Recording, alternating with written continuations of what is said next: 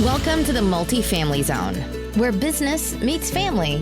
We explore what the entrepreneur life looks like from the family perspective. Now here are your hosts, Julia and Gino Barbaro.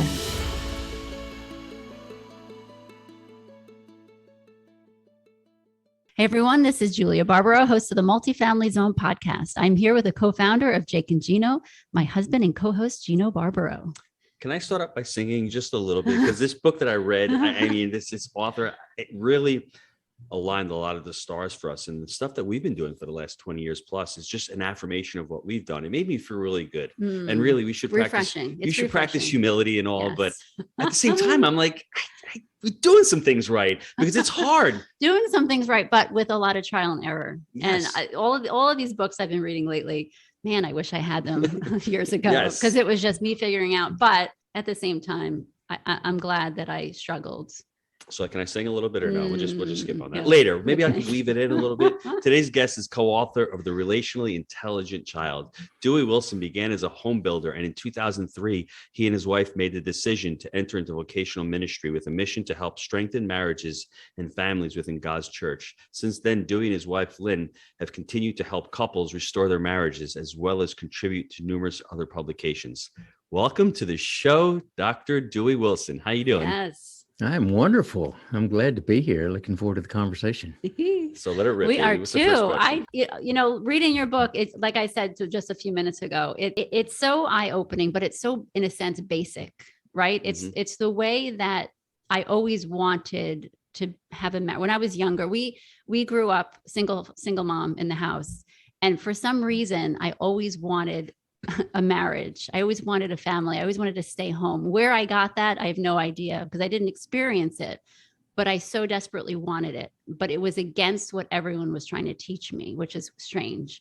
And they would give me a hard time about it. I remember I was in hairdressing school and somebody asked me and I said, I really just want to be a stay-at-home mom. And they're like, but what if? And then they gave me the whole list down. And I said, but that just seems so right, so natural and beautiful. And so this book was really refreshing to me. Well, and to your point, it's, God, we're all created for relationships. And I haven't met a young girl yet that didn't want to have that marriage, whether they were raised by a single parent as you were or not. But we're all created with this innate desire to be accepted and to want to interact with other people in genuine relationships. And so Dr. Trent and I, when we were putting this book together, we thought, okay, what if there were 5 principles that we could put together that would actually be fundamental?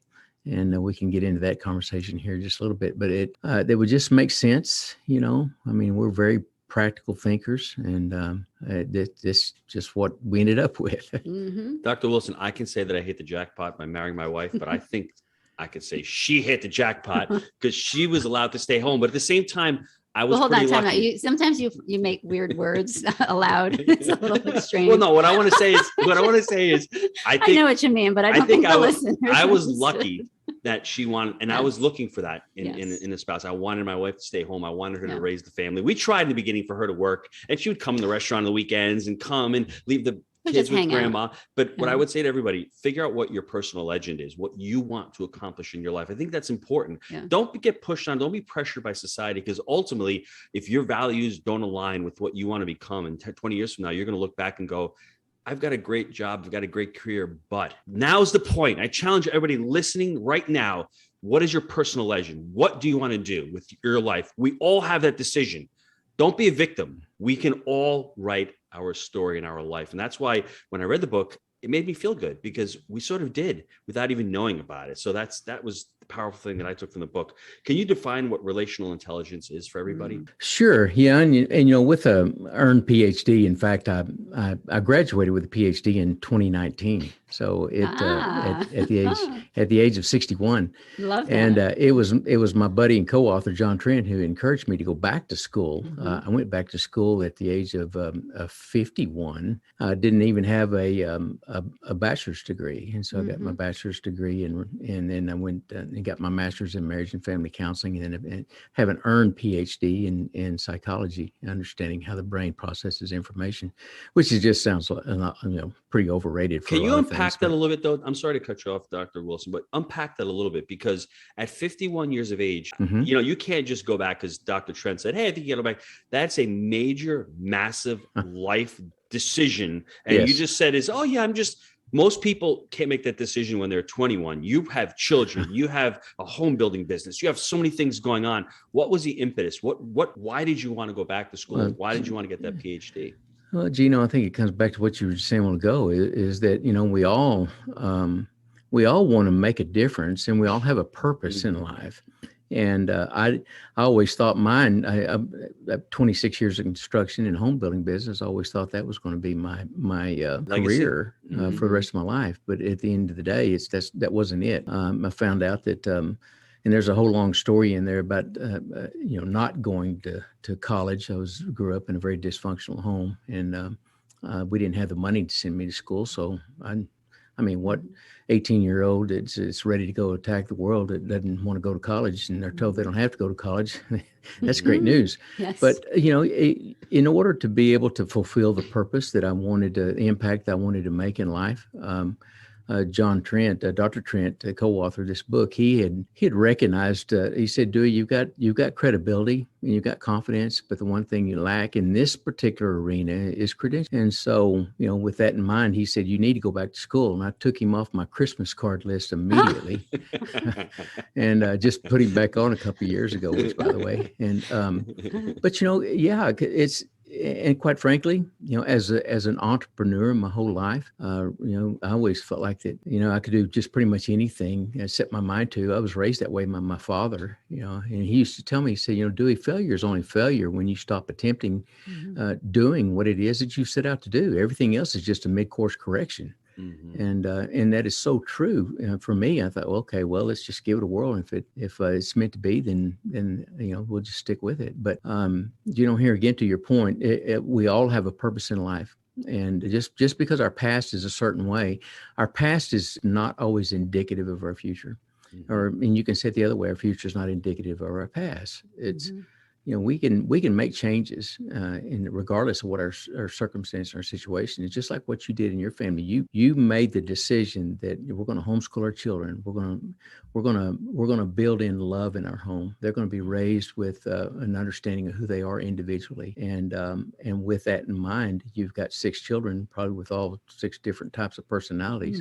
Some mirror aspects of each of you, but at the end of the day, you are a system that is made up their mind that, we're not going to listen to the self-talk. We're not going to listen to the bad advice of people who are most of the time, they're giving you advice based on their perspective of their past and their current experiences, and most of them aren't good. My dad used to always he's often say, opinions are often like armpits. Everybody has 2 and they both stink.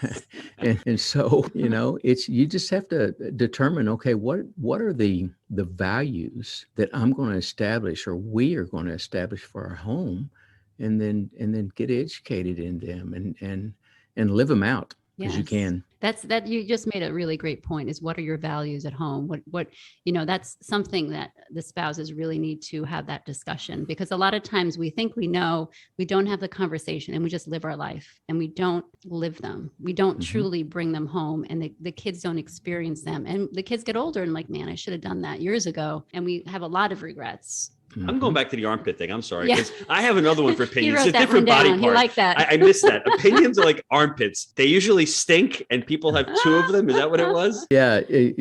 Opinions are like armpits. He loves that. Everybody's got 2 of them, and most of the time they stink. Okay, all right, okay. I heard that correctly, because the other one I can't use it because it's just not. It's not a family friendly one, but this one's a better one, and it's absolutely true. And I had shared with you, people see the world as they are, not as it is. So if you're coming from a dysfunctional family, that's what you're seeing as. But it doesn't have to be that way. That's the thing. You can choose your role models. You can choose your family role models. You can choose your financial role models. You can choose faith role, whatever role model you want to choose. And we have those decisions. And I love when my wife says, not making a decision is deciding. So if you don't decide on something, that's still a decision. But I need to get back to relational intelligence. I don't know if we really define that. If you can. So where I was going with it is that, in fact, I was just saying this because I have an earned PhD. I sometimes I think that that IQ is overrated. We put so much emphasis in our children's ability to score highly in their IQ world. But I'm here to tell you guys that after watching these kids get isolated through COVID and the stay at home, shelter in place, and now just getting back into it, one thing that they're really determining is that anxiety disorder and depression disorder is just going through the roof right now. And one reason why is because they lack relational intelligence. And so relational intelligence isn't a capacity based tool or a concept. It's an application or the ability to apply relationship skills that can be learned in and out of the home. Both. It takes both. So it's not a capacity understanding. It's an application or the ability to exercise what we've already been given to learn, and now we're going to go apply it in our life. Do you mind? I have a couple more questions before you get into the 5 elements. If I ask you a couple more questions, the next one is, how is health linked to relational intelligence?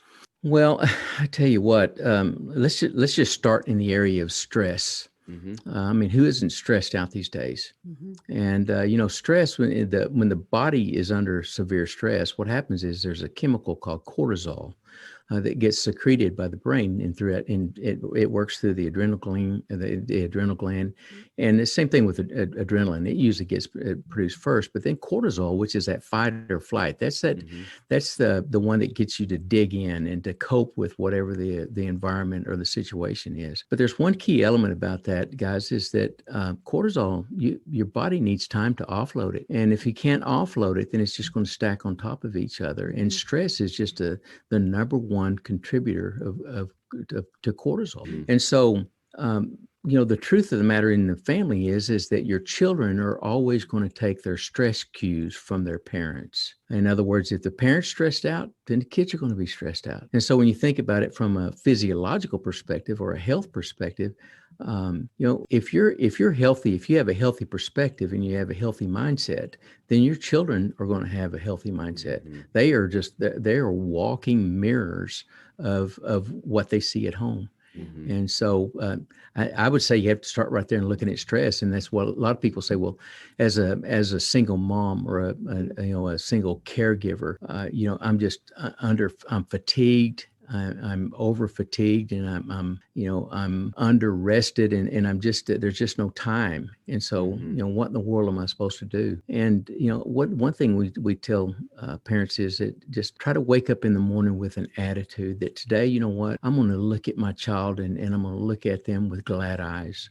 I'm going to tell them how special they are. Yeah, and that's the story that Dr. Trent put in the book. When him and his brothers had done something really stupid, and he came home and he was afraid that after listening to his mom, he says, "What I hear you say is you don't love me anymore." And she says, "I will always love you." Parents always love their children, and just because sometimes they're just off the rails, it doesn't mean that we have to constantly tell them how they're off to the rails. Sometimes just a hug and that's all part of the first element, quite frankly. That's unconditional love. That's basically saying, I love you. I didn't love what you did. And as far as cortisol, this woman here is responsible for a lot of my cortisol over the last 20-something years. So I know a little bit about cortisol. Hey, you and me I'm both. just you joking, and me both. baby. I know. What was the key to happiness in both of your childhoods? When you look back at your memories, what was that key for you? Well, in John's family, it's a lot different than mine. We used to say we put the dysfunction in my family. We put the fun in dysfunction in my family. Yeah. And we were off the rails. I grew up with an older brother, and everybody needs an older brother, I think. Hey, he's an older brother over here. So I understand where you're coming from. Yeah, but I was blessed to be able to be raised in a home that did have strong ethics and strong values, and they set healthy boundaries. And while I didn't like a lot of them growing up, you talk about happiness.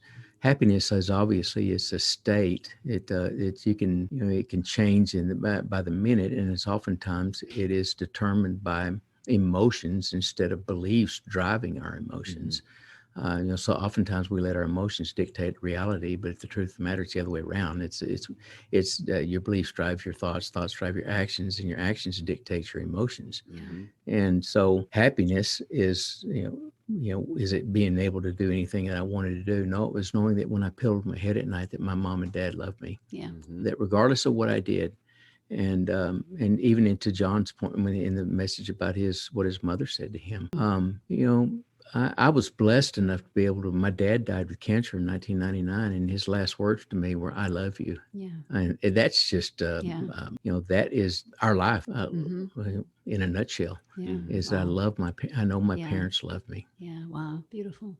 I say to my children when I'm with them, and I'll go for a walk or I'll spend nighttime, I'll say to them, "It's the best part of my day." Just use it, everybody. I say it's the best part of my day, and then they'll know. I may not have seen them for most of the day, but when I'm with them for those few minutes, and we're doing the rosary at nighttime, or we're going to sleep, or we're going for a walk, whatever that may be, I just sneak over and say, "It's the best part of my day." And then there's a competition, because if someone else heard that, yeah, but they don't hear that. I'm sure to, and they all think that I love them the most, which is true, and they all feel special. It's very hard to do that with 4 or 5 or 6 of them. That's hard for children, is to understand that the parents can love them all. Whether you have one. I did hear parents when I only had one. A lot of people are, how could I have another one? How can I share that love? Oh my gosh, you can. Because it doesn't matter how many children you have, you can love them all. And it's different, but the same. Yeah. Right? They're all created. They're all created with their own special little personalities. Yeah. And that's, again, that is a point that we, even in the book, we have a pathway for parents to be able to learn relational intelligence on their own, but also be able to impart it to their kids. And one of those tools is a personality assessment. And it's free. You go online and you can, to the relationallyintelligentchild.com. And you can even if your child is 4 or 5 years old, you answer the questions for them. Sure. Or you can, as they get older, from 6 or 7 to 12, you can look over their shoulders, and then from 13 and above, they can take it on their own. Nice. I want everyone to write these down. These are the 5 elements. Number 1, everybody, secure attachment. Number 2, fearless exploration. Number 3, unwavering resilience. Number 4, wise decision-making. And number 5, future-focused serving of others. That 5th one is so important. That's an awesome one. Do you mind if we run through all 5 of these real quick and give people an idea of what they are? Be happy to. Okay, secure attachment, number 1, everybody. Okay, one thing that is important to understand, and we say this in the book multiple times, is I was a home builder for many years, and I built big homes. I mean, these were multi-million-dollar houses. But how many times have you walked into a new home, if you've been maybe a parade of homes or something, you walk in there and you see all the incredible trim work and the paint, it's just unbelievable. But how many times have you walked into that house and you looked at each other and go, "This is the most incredible, strongest foundation we've ever stood on"? Right. We don't. We just don't do it. But the truth of the matter is that's the most important the aspect of that home, because if the foundation's not right, everything else not going to be right either. So Dr. Wilson, can I add to that? I totally agree with you. What you're talking about is the character ethic versus the personality ethic. It's really a person of character. You don't see a person's character. You only see their personality at times. So you're saying to build that foundation, to build that character is truly important. And that's the thing we should work on. And that's what you're leaning on. But most of us in today's society, we're looking at the personality, seeing the outside, seeing the aesthetics, seeing that beautiful $600 ceiling fan, seeing that. But meanwhile, you're not looking what that house is truly made of, the bones. That's right. House. Yeah. And that's one reason why social media can be so detrimental to relational intelligence, because it's our value, self-value, is determined by how many likes we get, and so but it's so true. The foundation is, and that's what secure attachment is. Secure attachment is, because if we can get that right, then chances are what becomes behind it, and every single element is actually built on the element that precedes it. And so, as a strong foundation of secure attachment is basically based on the attachment theory, which was mainly established by a man named John Bowlby many decades ago. But the premise of it is that as a child, even as infants, when they have a need, or they're hungry, they don't feel good, or whatever it is, if they reach out to a caregiver, and that caregiver consistently reaches back, that's the beginning of a secure attachment. Mm-hmm. And we carry that with us all the way through life. And, there was a study done in West Virginia, I believe it was the University of Virginia, in Virginia. What it was is called the high heel experiment. And what they did is they took individuals. Supposedly there's a heel that's right there on campus. And what they did is they took an individual and they placed a 65-pound backpack on their back. And they said, okay, now, if you were to climb this hill, one, can you tell us how tall it is and how long would it take you to climb it? And then what they would do is that they would bring other people in. They would put that backpack on them, and they would say, okay. They ask them the very same questions, but they also say, but you're not going to have to do it alone. You're going to be able to get to do it with this guy right here, and he's going to be with you the whole way. Well, did you know that just from that perspective, for those that had somebody with them, that the hill was smaller? Their perspective of the hill was smaller, and it was going to take less time to climb it. And so it really just comes down to that number one, that's what we're created for. We're created for a secure attachment with every single one of our children, especially. And, you said it a while ago, you individualize each one of them, but you never do that apart from seeing them as a whole. Mm-hmm. And your children. And so therefore you're able to have that secure attachment with each and every one of them because they respond differently.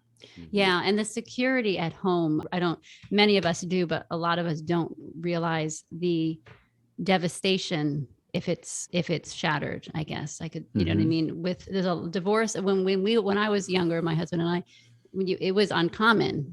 I remember being in school, maybe me and one other child there were the only parents that were divorced. And now, unfortunately, it is the normal. Mm-hmm. And there was a conversation with my kids just recently where we for some reason, it was talked about a lot. We met a lot of people that were divorced, remarried, kids, and they actually, my youngest said, does that mean is dad going to be leaving soon? Like it was a strange conversation that the other kids never had, the older kids. And it really, it made me really sad. So, boy. And to that point, one thing that's important for us parents to recognize is that in itself causes our children stress.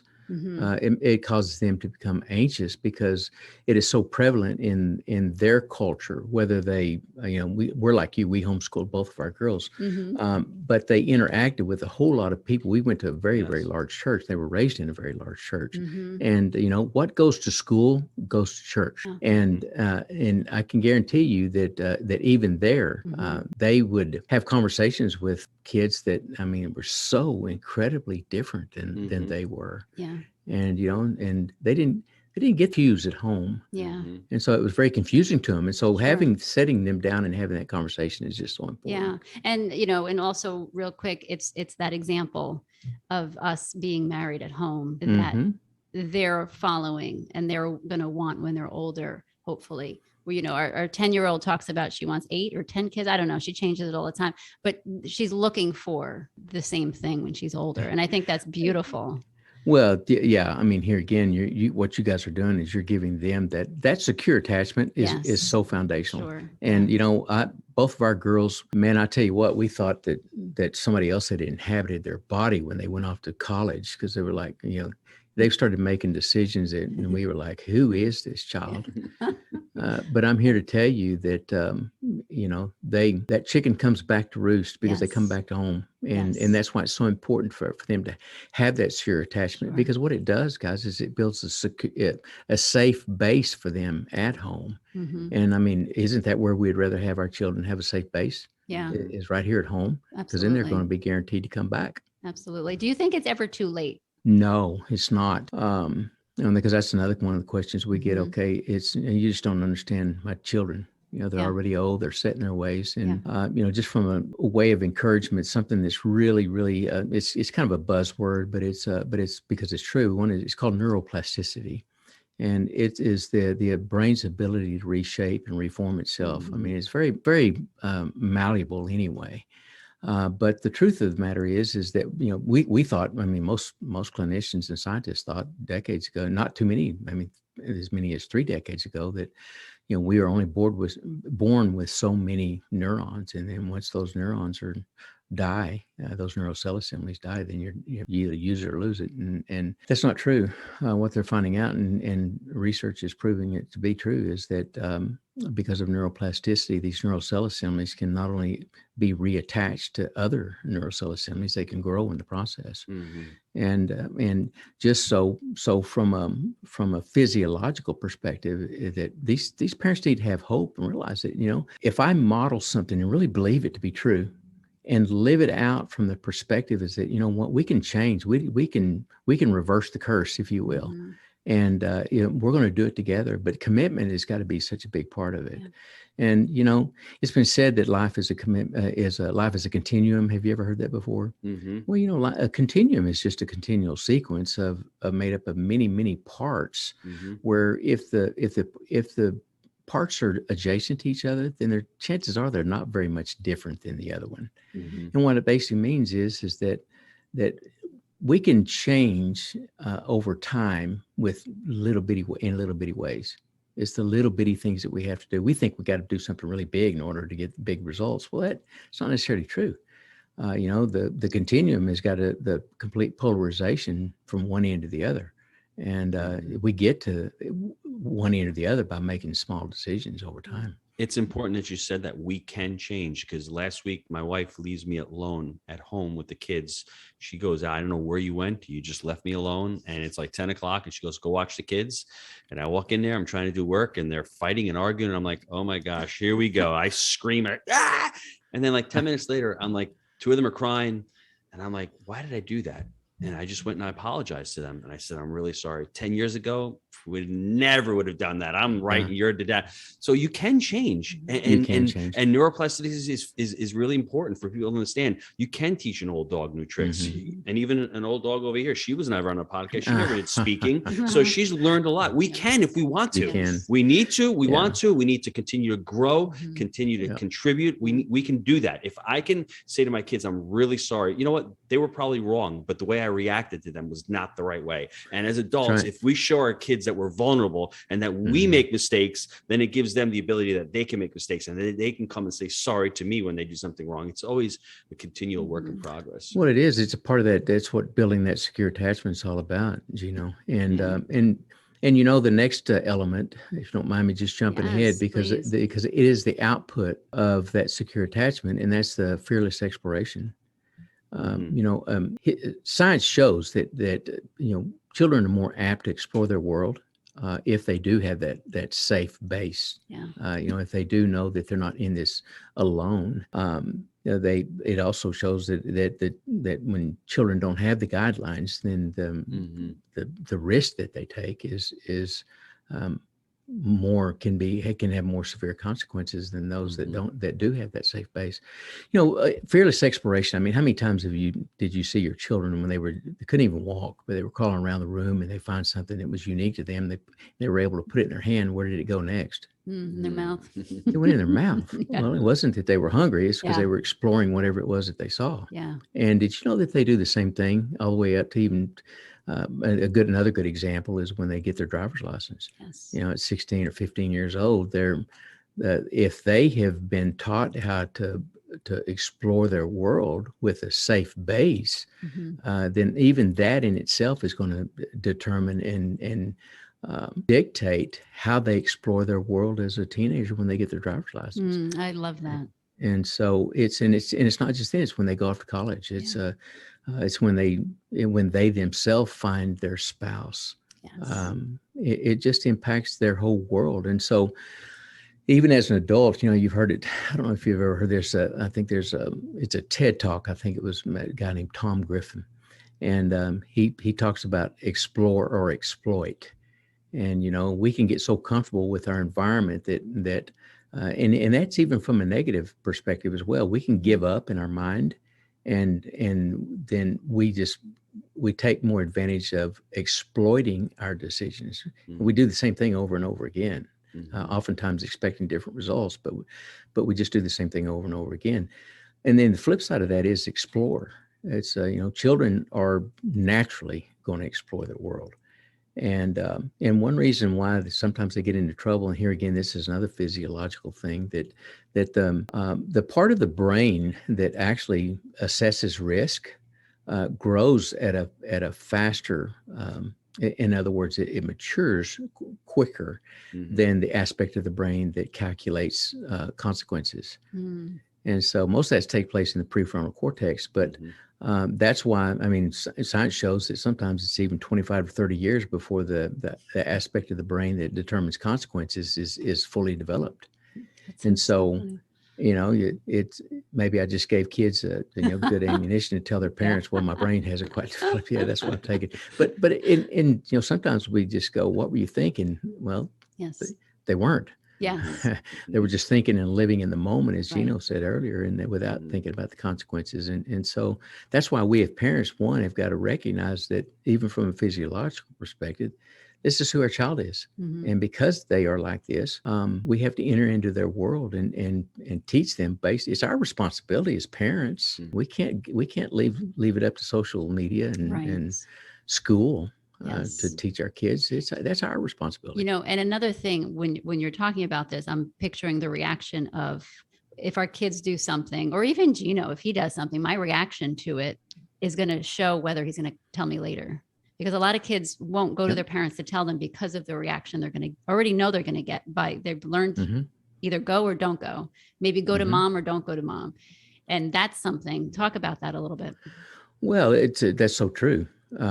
Most of our kids have been told things in certain ways that oftentimes as parents, we don't even realize that's what we're doing. But because we're fearful oftentimes because our kids, we don't want them to make the same mistake over and over again, but yet oftentimes it's our response to their bad decision that causes them to already have made up their mind. Okay, well, if this is what's going to happen, then we're going to weigh the consequences based on what I really want to do. And sometimes I'm just going to do it anyway. Sure. But the truth of the matter is we think we're making it better as parents, but because we say the same thing in the same way, using the same voice and the same countenance, they've already made up their mind that, this is Charlie Brown's teacher. All they're hearing is wah, wah, wah, wah, wah. And sometimes too, when Veronica, she's 13, she was probably around 3, so 10 years ago, she was a loud screamer. She was a loud one. And there was a moment where she was crying and screaming about something. And I just had it. I lost it at that point. And after that, I said, Veronica, I just want you to know. And she was little. I said, no matter what, even if you're screaming, I always love you. I will always love you. And a couple of days later, she did it again. And I said, Veronica, I thought we talked about this. And she's like, but Mom, you told me you loved it when I screamed. And I said, okay. And so when we communicate to our children, a lot of times they take it wrong. They don't understand what we're getting at. And there is just a very innocent misunderstanding that I think we have to make sure that they understand before we leave the conversation. Well, isn't that a basic aspect of communication? Because oftentimes we get confused as whose responsibility it is that what we're saying is delivered with the intent that we have. We oftentimes think, well, you should know that, or you heard what I said. Yeah. Well, they may have listened to what you said, but they didn't hear it. Exactly. There's two different aspects. That's a podcast in and of itself right there. Wow. That's really, there's a lot of depth to that. You have the third one, unwavering resilience. Let's get these last three in, because I could talk to you for hours on this stuff, because it's a great topic. And we can weave so many stories into this. And obviously I want everyone to go out and buy the book, The Relationally Intelligent Child. But number 3, unwavering resilience. What is that? Well, how many times have you been listening or hearing something about children's today? Especially, I think millennials have gotten such a bad, rap in so many ways. My dissertation for my PhD was on millennial narcissism and how it impacts their ability to commit to long-term relationships. And, we live in a culture that I think the majority of people just accept the notion that that millennials are narcissistic. My research didn't show that. And I researched people from all over the United States, not just some, kids out of a psychology department at a university. And what I found was these kids are highly entitled and have high expectations. But the one thing that they're missing resilience. They're missing grit. And because they weren't allowed, so oftentimes you've heard of helicopter parents. Yes. Well, now we have snowplow parents that we don't want our kids to experience anything negative in life because they're going to be marked. It's going to change their destiny because they don't get that participation trophy in soccer. And that's not true. It's when you allow a child to fearlessly explore their world through the lens of a secure attachment, then what happens is that they're going to fall. They're going to take chances, and they're going to fall. And here again, it's not failure. It's failure just only when you quit. Everything else is a mid-course correction when you're able to get back up and move forward. And our children, we knew what their limits were. We knew that our youngest daughter, she's a thrill seeker. She likes to get out there and attack her world. The oldest daughter is she's more reserved, and she's going to explore differently. And when she falls, man, she takes it hard. Yeah. And sometimes she even looked at it like, man, I'm failing. Say, no, you're not failing. You're just establishing a list a mental list of what you shouldn't do next time. In order to get the consequences you've right now, but what to do to succeed. And, I can just guarantee you guys, when you put the secure attachment as a foundation and you allow them to explore their world, and man, when they fall, how many times did your children, when they were exploring their world, even as a toddler, when they fell, the first thing they did is they turned around to look and see where mom and dad were. Yes. Oh, that is so true. And so that's that, hey, I'm okay. Yeah. My dad used to say, boy, that's too far from I've had worse than that on the tip of my tongue and still could whistle a good song. and what he's just basically saying is it's too far from your heart to kill you. Get up and dust your pants off and get after it. Go again. I love that. The last two, wise decision making. I know you've got some great decision making process. You're gonna have to read the book for that. But let's talk about wise decision making and future focused serving of others. Well, wise decision making is, oftentimes we say some of the wisest decision is learning what not to do based on the bad decisions that you've already made. And that's one way it is. And here again, if you allow them to be resilient, then they are going to learn that way. In the book, I tell a story about, I got told I was going to be a part of a caper growing up with my brother and my cousin of stealing some concrete yard art out of a neighbor's yard. And I was riding a mini bike and my brother was riding a motorcycle. So the little mini bike wasn't going to go near as fast, but they got the yard art and then they zoomed right past me, and all I could envision myself is there's no way in the world I'm going to be the one that gets caught. I'm going to get thrown in prison at the age of 8. And so I tried to get more speed out of my mini bike, and I did it by grabbing my throttle on the right side of my handlebar with both hands. And when I did it, I pulled the handlebar back and I went over the top. And, I learned real quick as I was rolling across the pavement, that wasn't a good decision. But, we have to let our children, and this is one thing I really pray that your listeners would listen to. As we think our children don't have the ability to make the right decision, but I haven't met a kid yet that wants to cause themselves harm and damage at an early age. Yeah. Most of the time, if given the environment, given the perspective, with that secure attachment and the understanding to explore, they're going to make the right decision. Sometimes we just have to take the bubble wrap off and let them go out in the world and experience some things on their own. And you know what? We want here's one thing that's just kind of ironic. We want our children to grow up and learn how to have a healthy self-regulation or a self-control of their world. But we refuse to let control of them in order to allow them to learn that. Yeah. And as long as we're unwilling to relinquish the control in our own mind, then why should we expect them to learn to make all wise decisions? That's right. It just doesn't work that way. That's right. Yeah, that control as a mom, as a parent is really challenging to let go of little by little. But we have to, just like you said. And it's hard to watch our kids fall and get hurt and make mistakes. Yep. But if instead of saying, wow, that's so hard for them, let me help them. Wow, that's so hard for them. I hope they learn something from this, or I hope we can talk about it. And it's a mindset. Yeah. We have to allow it to happen because they're not going to learn. And then we complain that, the millennial kids are entitled and all this stuff, but it's our fault. it's our fault. Oh yeah, it happened on our watch. Yeah. And a lot of people say, well, they're third generation removed from a secure attachment home because they don't have both caregivers. Okay. Yeah. That's true in many cases. But at the end of the day, there's so many of these little things that we're talking about right now that we can take the time to learn and to get educated. Oftentimes we don't want responsibility because we don't, and because we don't want responsibility, we don't seek to learn anything. Yeah. But the truth of the matter is that with knowledge comes responsibility. That's right. And if we're learning the right thing, then we can learn to be responsible for doing the right thing. Yeah. Love that. Joel, this is a part of the show where I bring in a little business here. Okay. I have avoided business this whole time. We've been talking about kids and marriage and relationships. I just couldn't avoid it. I had to I had to scratch that itch. I had to go for it. The fifth one is the future focused serving of others. As an entrepreneur, you need to focus on needs. Just because I love to create a product doesn't mean I'm serving a need.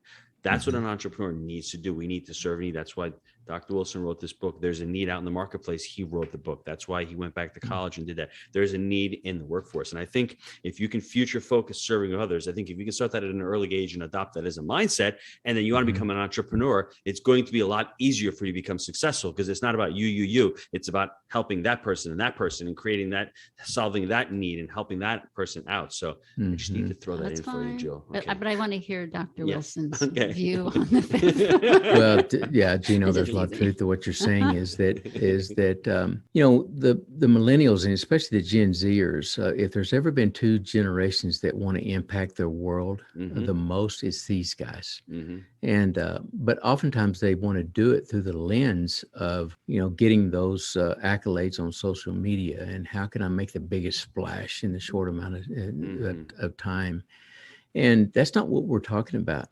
I mean, what we're talking about is really identifying a very heartfelt need, one that's real. And, one of those that's always been real is that other people they're not quite as fortunate as many of us are.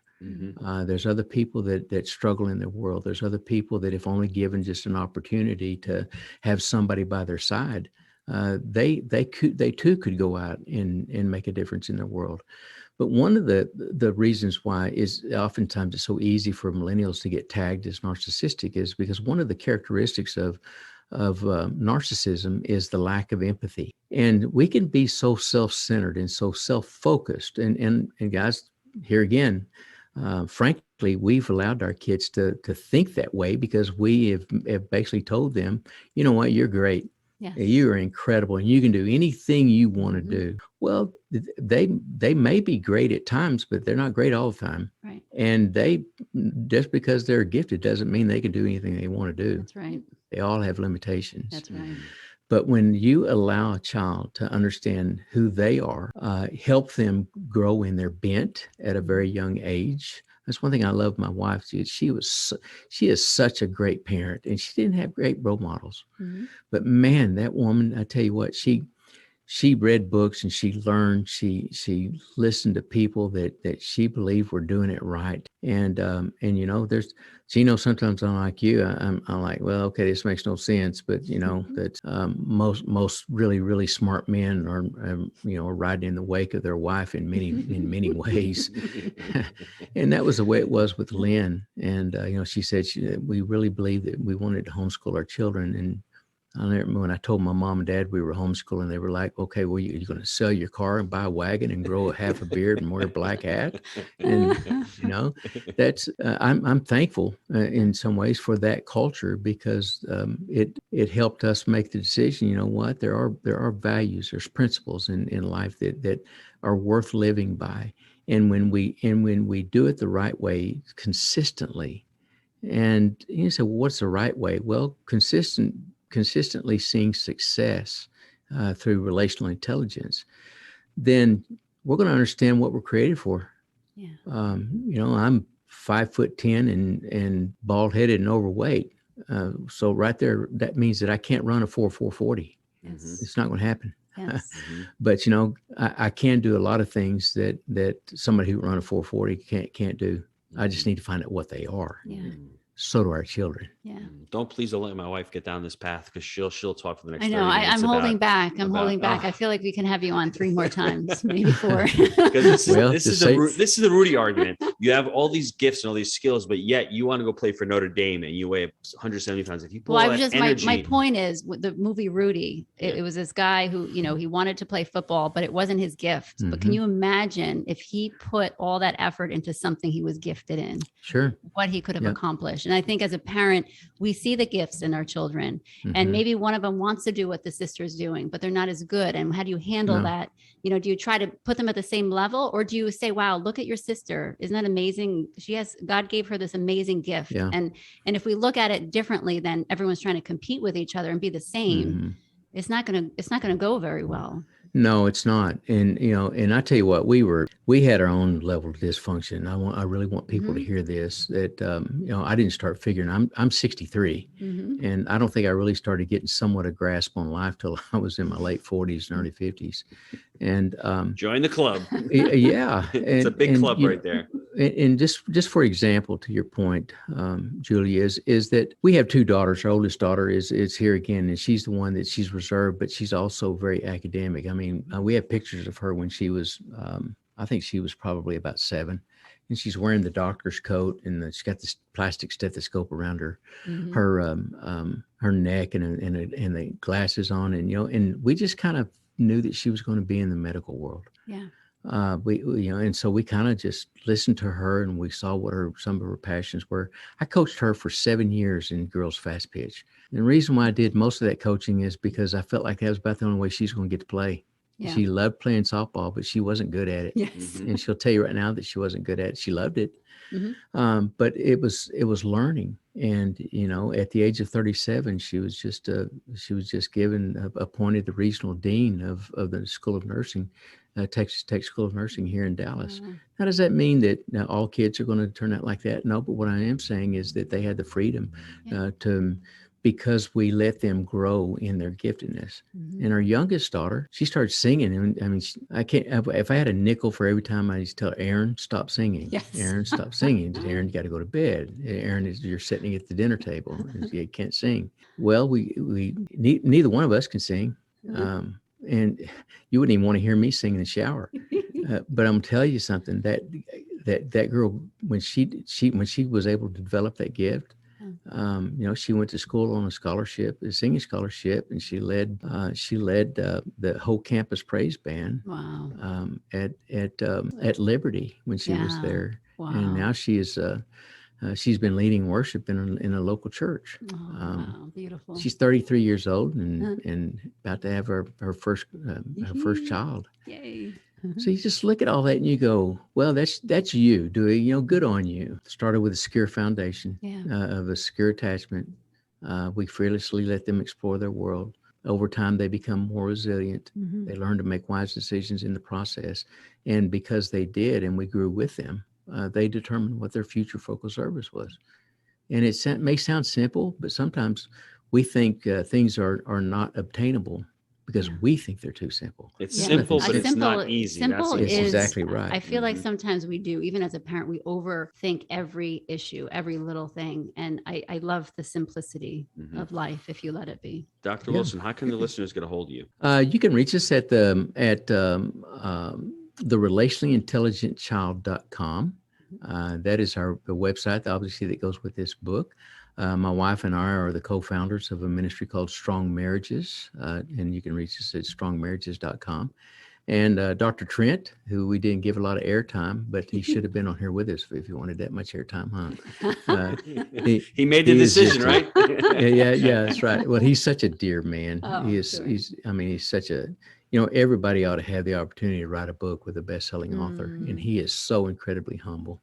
And I'm not saying this because I'm having to dig my way out of a ditch, but the truth of the matter is, he started a ministry called Strong Families, and he's been. If you've ever heard of the book The Blessing, or the Two Sides of Love, The Blessing was that was a book that he wrote based on his dissertation of secure attachment, and that has been a best-selling book many times over, and.